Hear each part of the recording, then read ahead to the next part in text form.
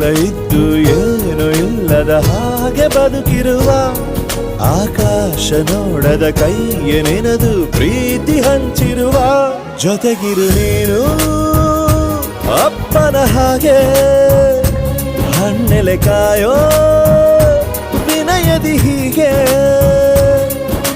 ನಿನ್ನನು ಪಡೆದ ನಾವು ಪುನೀತ ಬಾಳು ನಗು ನಗುತ್ತಾ ಬೊಂಬೆ ಹೇಳುತ್ತೈತೆ ಮತ್ತೆ ಹೇಳುತ್ತೈತೆ ನೀನೇ ರಾಜಕುಮಾರ.